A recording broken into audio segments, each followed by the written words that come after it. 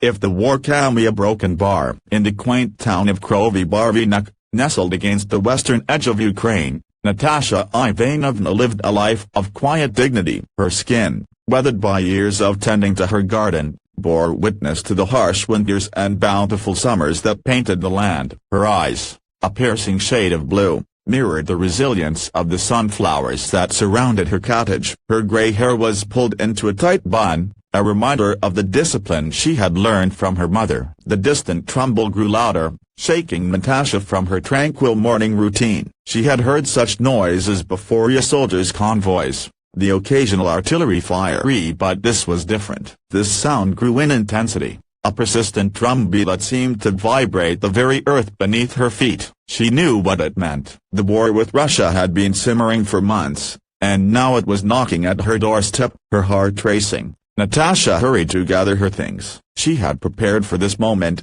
as one does when the shadow of conflict looms large. She packed her bag with warm clothes, a few precious photographs, and her family's ancient recipe book, a collection of handwritten pages that contained the essence of her heritage. The smell of bread from the neighboring house wafted through the open window, a stark contrast to the metallic scent of fear that now hung in the air. The town's sirens wailed, a shrill cry that pierced the once peaceful silence. People rushed into the streets, their faces a blend of panic and resolve. Natasha locked eyes with her neighbor, Pavel, his usually jovial face etched with concern. With a solemn nod, they agreed to meet at the designated shelter. The thunderous approach of war was now undeniable. The townsfolk hurried through the streets, their footsteps echoing like a somber procession. Natasha clutched her bag tightly, her eyes darting to the horizon where dark clouds of smoke began to rise. The realization that this could be the precursor to World War III was a heavy burden, one she had hoped never to bear. But as she took her place in the line of refugees heading west, she also felt a fierce determination. This was her land, her home, and she would do whatever it took to protect it. The shelter was a grim concrete structure, a relic of the Cold War days when fear of annihilation was as common as the changing seasons. As Natasha descended the stairs into the dimly lit room, she was greeted by a cacophony of whispers and sobs. She searched the sea of faces for Pavel and spotted him at the far end, his strong arms holding up an elderly woman who could no longer stand. The sight of his kindness amidst the chaos brought a brief warmth to her chest. The shelter's walls were lined with cots, each one holding a story of lives interrupted by the cruel hand of war. Children clung to their parents, their eyes wide with terror, while the older folks sat stoically, as if they had seen this all before. Natasha found a spot next to Pavel and set her bag down. They shared a look that conveyed the unspoken understanding of the gravity of the situation. Pavel's hand found hers, and for a moment, she allowed herself to believe that together, they could weather the storm. Days turned into weeks as Natasha and Pavel, along with the others, lived in the cramped confines of the shelter. The air grew thick with the smell of unwashed bodies and fear. The rations were meager, but they were grateful for each mouthful. They listened to the radio, the static-filled voice recounting tales of battles and diplomatic standoffs, each piece of news more alarming than the last. The line between Ukraine and the rest of the world grew thinner with every explosion that resonated through the night. One evening, as Natasha lay on her cot, staring at the ceiling, she heard a commotion at the shelter's entrance. The heavy metal door creaked open, and a young soldier stumbled in, his uniform caked with mud and sweat. His eyes searched the room, and when they found Natasha, he rushed over, his voice trembling with urgency. "Ma'am, your son," he said, gasping for air. "He's alive." Natasha's heart leapt with hope, but his next words sent it plummeting again. "He's hurt. He's been asking for you." Her breath caught in her throat. Her son, Sergey, had been fighting on the front lines. The last she had heard of him was a letter, months ago, filled with bravado and patriotism. Now, she had to decide whether to stay in the relative safety of the shelter or risk the perilous journey to find him. The thought of her only child, her reason for living, in pain and alone, was too much to bear. She made her decision swiftly, squeezing Pavel's hand one last time before she rose and followed the soldier into the night. The outside world was a symphony of horrors, but she had to find her son. The path ahead was fraught with danger, But Natasha Ivanovna was not one to back down from a fight. The war had come for her town, and now she would go to war for her son. The journey was a blur of chaos and despair. They dodged through the decimated streets of Krovy Barvinok, the once charming cottages now nothing more than skeletal shells. The acrid scent of burning rubber and metal filled her nose, making her eyes water. The young soldier led her through back alleys and overturned cars, his eyes darting to the skies for the feared drones that could rain death without warning. Natasha's heart pounded in her chest, not just from fear but from the thought of what she might find as the end of this treacherous path. When they reached the makeshift medical tent on the outskirts of the battlefield, Natasha's breath hitched. The sight of her son, pale and bandaged, brought a rush of emotions she had not allowed herself to feel for too long. His eyes fluttered open at the sound of her voice, and she could see the relief wash over his face. He was alive, but his injuries were severe. The doctor spoke in hushed tones about operations and recovery times, but Natasha could see the doubt in his eyes. The medical supplies were scarce, and the fighting grew more intense by the hour. Natasha took her son's hand, her own trembling with a mix of fear and anger. "You will fight," she whispered fiercely. "You will not let this war take you from me." Sergey nodded weakly, squeezing her hand in return. His strength was waning, but she knew that he heard her. In that moment, Natasha made a silent vow to do whatever it took to ensure that her son's sacrifice would not be in vain. If it meant confronting the enemy herself, she would stand as a shield for her child. The war had come for her home, and now it had come for her son. But Natasha was ready to be the storm that the enemy had not anticipated. The days in the medical tent were a blur of pain and hope. Natasha watched over Sergei, her hands never leaving his side. The doctor's visits grew less frequent as the hospital grew more crowded. The line between life and death, a precarious tightrope that stretched thin. Her thoughts drifted to the recipes in her bag, the ones she had hoped to pass down to her grandchildren. Now, she wondered if she would ever get the chance. The war had stolen so much already, but it would not take her son without a fight. And as Natasha held her son's hand, she knew that she was not alone. The spirit of Ukraine was in every face around her, every whispered prayer, every tear shed for a loved one lost. They were all fighting for the same thing: their home, their families, their very existence. One night, as Natasha dozed in her chair, the tent was shaken by a deafening explosion. The ground trembled beneath her,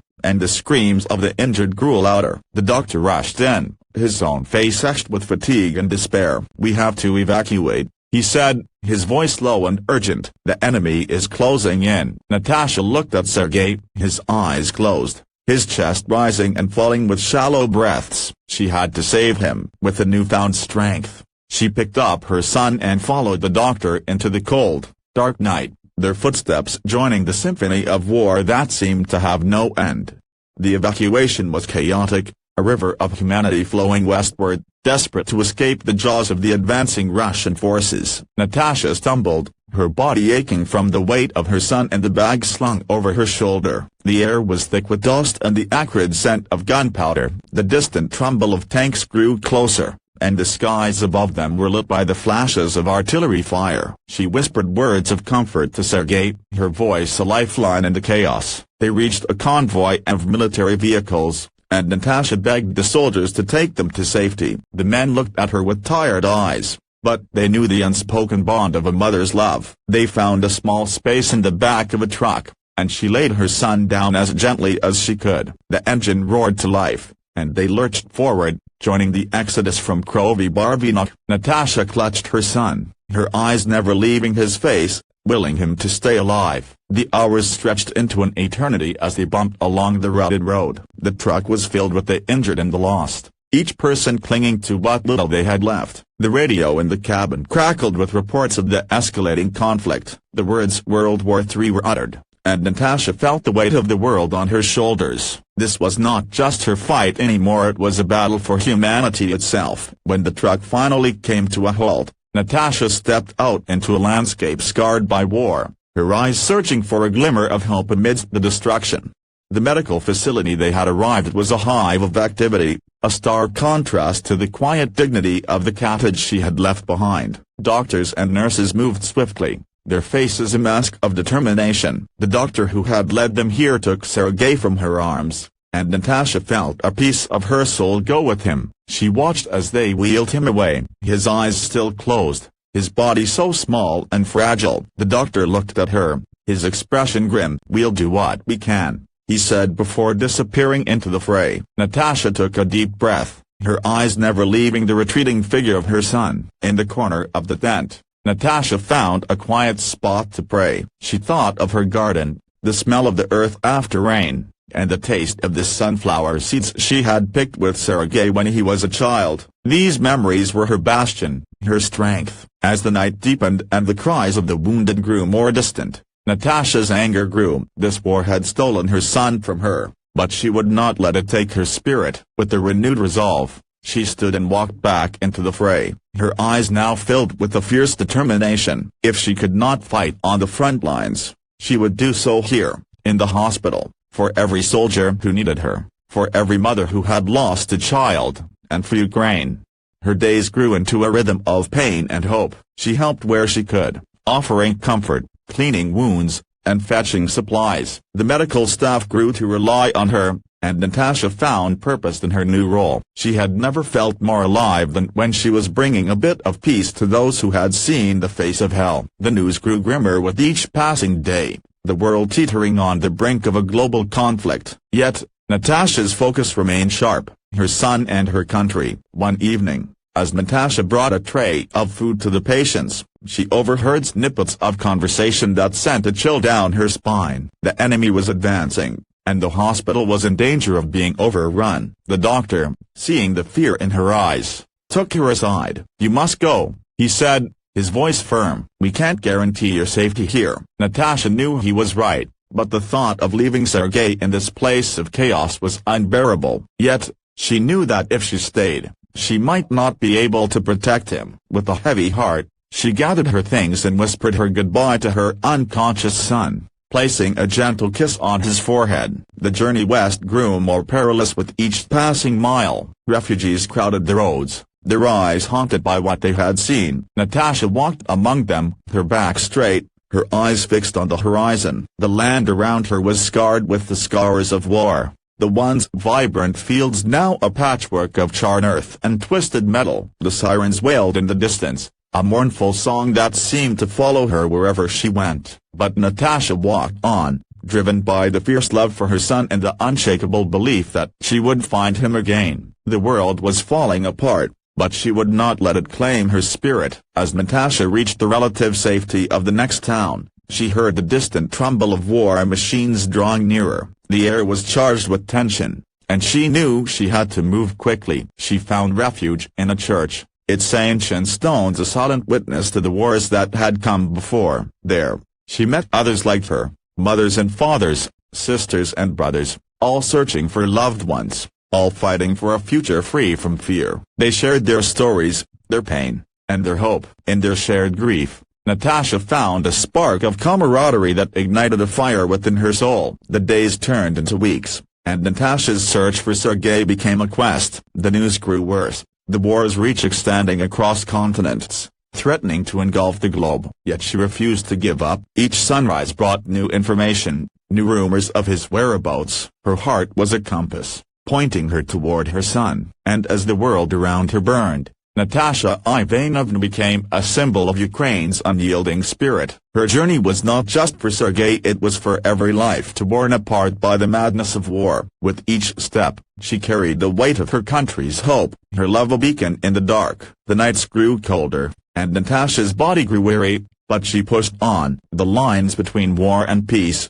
victory and defeat, blurred into a landscape of suffering and loss. Yet, amidst the ruins, she saw signs of life. Children playing in the streets, a couple sharing a stolen kiss, a group of soldiers laughing around a fire. The human spirit, she realized, was as resilient as the sunflowers that once grew outside her cottage. It was this resilience that had carried her this far, and it was this resilience that would see her through to the end. One fateful day, Natasha received a message, scrawled on a scrap of paper passed from hand to hand. "Sergei," it read. "Alive, Lviv." Her heart leapt with hope. Lviv, the city that had become a bastion of Ukrainian resistance, was still holding out against the relentless tide of the Russian onslaught. With renewed vigor, Natasha set off once more, her path now clear. The journey to Lviv was fraught with danger. Checkpoints manned by desperate soldiers grew more frequent, their eyes searching for any sign of weakness or deceit. Natasha's heart pounded in her chest, but she held her head high, her eyes never wavering from the road ahead. She had become a master of concealing her fear, her calm demeanor a shield that had served her well in the chaos of war. Her bag, now almost empty, held only her son's favorite shirt and the recipe book, the latter now stained with her tears and the dirt of her travels.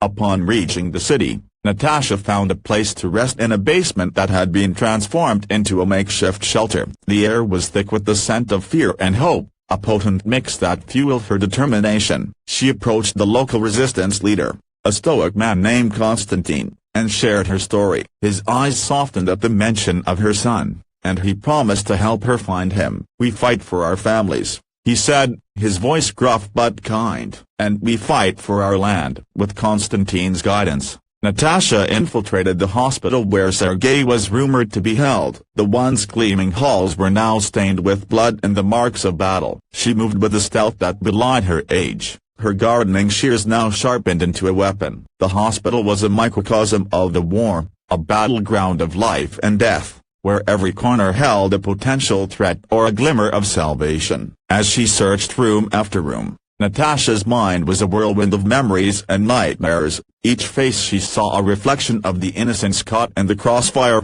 Finally, she found him. Sergei lay in a bed, his body a tapestry of bandages and tubes, his eyes open but unfocused. He was alive, but barely. Natasha's heart clenched in her chest. This was not the son she had sent to war, not the man she had raised to be a beacon of strength. The doctor, a young woman with a tired smile, told her that his injuries were severe, that he might not make it through the night. Natasha felt the world crumble around her, the weight of her fear and anger almost too much to bear. But in the quiet of the hospital room, Natasha found her resolve. She whispered to Sergei the stories of their family, of the summers spent in the garden, of the laughter that had once filled their cottage. Her voice grew stronger, and with each word, she wove a tapestry of love and hope around her son. The doctor watched, amazed, as color returned to Sergei's cheeks, as his eyes focused on Natasha's face. The sound of footsteps grew louder in the hall, the enemy closing in. Natasha knew she had to act. She made her way to the hospital's supply room, her heart racing. In the dim light, she found what she needed, a medical kit and a set of crutches. With trembling hands, she bandaged her son's wounds as best she could, her own injuries from the journey now forgotten. She helped him to his feet, his arms slung over her shoulders, and together they stumbled towards the exit. The city was a war zone, a symphony of gunfire and explosions. But Natasha's love for her son was a force that could not be stopped. They made their way through the streets, dodging bullets and ducking for cover. Each step was a silent prayer, each breath a declaration of her unwavering will. As they reached the outskirts of Lviv, Natasha saw the Ukrainian flag, touted but still flying. The sight filled her with a fierce pride that surged through her veins. They had made it. They were free. But she knew the war was not over. It was a battle that would be waged for years to come, a battle that had already claimed too much. With Sergei in the care of the resistance, Natasha made a choice. She could not rest while her country was in peril. So, she picked up a rifle, her gardening shears now replaced by a weapon of war. Her eyes, once filled with the softness of a mother's love, now held the steel of a lioness protecting her cub. The training was quick and brutal, but Natasha had known hard work her whole life. The skills she learned in the field served her well, and soon she was a formidable fighter. Her days were now spent in the trenches, her nights in the company of her newfound family of fellow soldiers who had also lost loved ones to the relentless conflict. They shared stories of their homes, their hopes, and their fears, their voices a whispered chorus in the night. The sound of gunfire had become a lullaby, a constant reminder of the price they paid for freedom. In the quiet moments between battles, Natasha would sit with Sergei, his eyes now clear and focused. He spoke of his pride in her, his voice filled with a newfound respect. They talked of the future, of the life they would build when the war was over. Natasha had found a new purpose in her fight, and not just for her son, but for all the sons and daughters of Ukraine. The news grew more dire. The world had indeed plunged into the depths of a third world war. Yet, Natasha remained steadfast. Her love for her country had grown stronger than the sunflowers that once stood tall in her garden. The war had taken much from her, but it had also given her a reason to live, to fight for those who could not. One evening, as Natasha stood guard, she heard a sound that didn't belong to the symphony of war. It was a soft, mournful melody, carried on the wind. She recognized it as a folk song her mother had sung to her as a child. It grew louder, and she saw a group of soldiers approaching, their faces lined with the same resolve that had etched itself onto hers. They were from her old neighborhood, men and women she had known all her life. The sight of them brought tears to her eyes. They had come to fight alongside her, to protect what was left of their home. As they joined forces, Natasha felt a spark of hope. The enemy was strong, but together, they could stand against the tide. The war had taken much, but it had also forged bonds that would never be broken. The people of Krovy Barvinok had become more than neighbors. They were a family united by a shared destiny. The battle for Lviv raged on, the city a bastion of resistance against the overwhelming might of the Russian forces. Natasha and her makeshift platoon held their ground, each bullet and explosion a testament to their unyielding spirit. They fought not just for themselves, but for every Ukrainian who had suffered at the hands of the invaders. And as the night grew darker, Natasha knew that the price of victory would be steep. But she also knew that the love she bore for her son and her country was a fire that could not be extinguished. The fighting grew more intense with each passing hour, the air thick with the acrid smell of gunpowder and the cries of the fallen. Natasha moved with a grace that belied her age, her rifle a natural extension of her arms. Her eyes, once filled with the softness of a mother's love, now gleamed with the fierce resolve of a soldier. The line between life and death grew thinner, and Natasha felt the weight of every decision she made. Yet, she pressed on, driven by the image of Sergei's smile and the promise of a future free from fear. The dawn brought a brief respite, the first light of day revealing the extent of the destruction. Buildings that had once stood proudly now lay in ruins, the streets a tapestry of shattered glass and discarded munitions. But amidst the rubble, Natasha saw a flash of yellow and blue, the colors of the Ukrainian flag. It was a small victory, but one that filled her heart with a fierce determination. As the sun rose, the city's defenders took stock of their losses, but also of their unbreakable will to stand firm. The days blurred into a relentless cycle of fighting and rest, Natasha's skills growing sharper with each passing moment. Her son's condition improved, his spirit bolstered by her unwavering presence. Word spread of the woman from Krovy Barvinok who had become a beacon of hope in the darkest of times. Her story inspired those around her, turning despair into a burning desire to fight on. And as the world watched, Natasha and her comrades stood firm, a bastion of courage in the face of overwhelming odds. One evening, as Natasha cradled her rifle, her eyes stinging from the dust and smoke, she heard a new sound cutting through the cacophony of war. It was the sound of children's laughter, a sound that seemed impossibly out of place amidst the chaos. Looking up, she saw a group of kids playing a game of tag in the ruins of what had once been a playground. The sight brought a smile to her face, a reminder of what they were fighting for. These children were the future of Ukraine, and she would not let them down. The war continued to escalate, with the fate of the country hanging in the balance. The international community debated sanctions and military intervention, their words echoing hollowly in the ears of those on the front lines. Natasha knew that the war would not be won by politicians in far-off lands, but by the people of Ukraine, who had known the taste of freedom and were unwilling to let it go without a fight.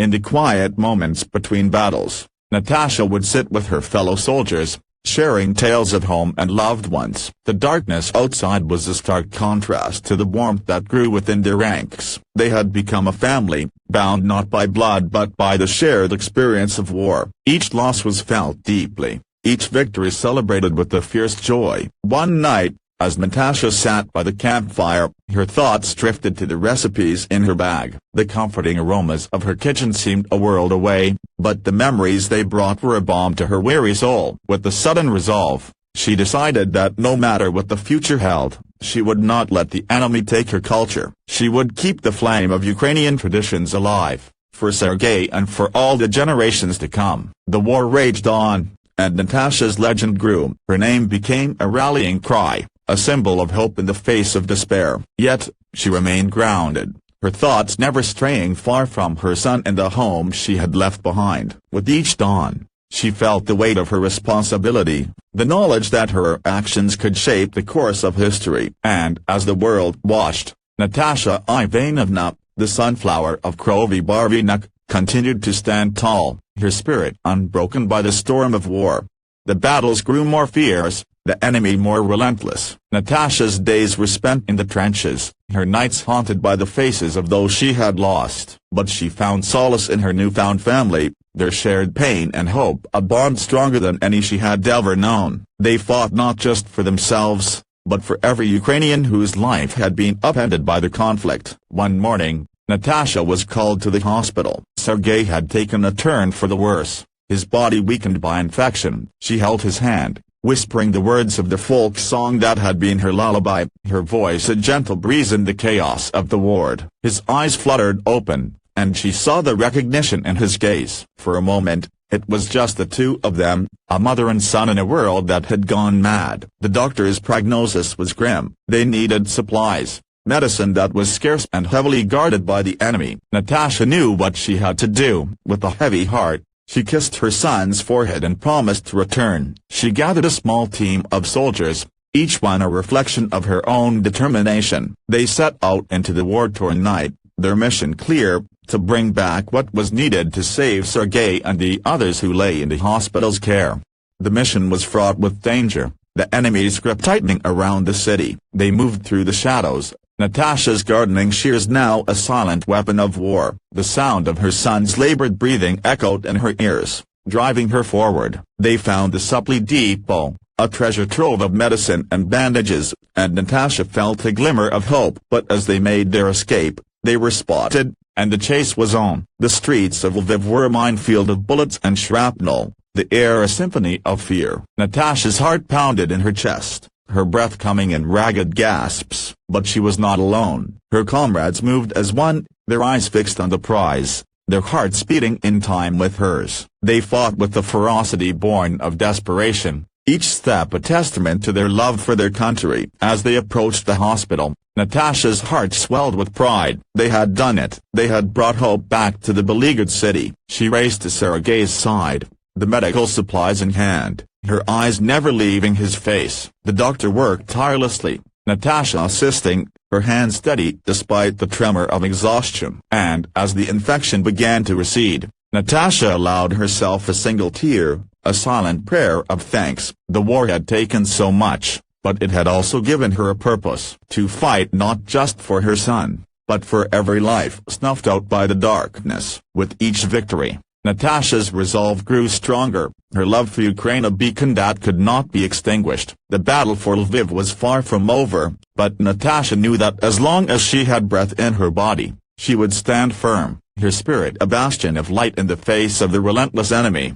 In the hospital, Natasha's days were a blur of treating the wounded and comforting the dying. Her recipe book had become a symbol of home, a reminder of the life she had left behind. She would read the recipes to the patients, her voice a soothing balm to their troubled minds. The smell of fresh bread and borscht filled the ward, bringing a moment of peace to those who had known only the stench of war. The nights were the hardest. The darkness outside was mirrored in the eyes of those who lay in the beds, their dreams haunted by the horrors they had seen. But Natasha was there, her hand a gentle touch, her voice a whisper of comfort. She had become the mother of the resistance, her love and care a lifeline for those who had lost everything. And then, the unthinkable happened. The enemy had breached the city's defenses, and the hospital was in their sights. Natasha knew that she had to get the patients to safety. With a heavy heart, she gathered her strength and led them through the war-torn streets, dodging bullets and bombs. The journey was fraught with danger, each step a testament to their will to survive. As they stumbled through the ruins of Lviv, Natasha clutched her son's hand, her eyes never leaving his face. The city she had once known was unrecognizable, the places of her childhood now a battleground. But she knew that this was not the end. As long as there was breath in her lungs, she would fight for her country, for her son, for the future of Ukraine. The convoy of medical vehicles grew smaller with each block, the sound of warfare growing louder. Natasha felt a surge of fear, but it was quickly replaced by a fierce determination. She had come too far to lose everything.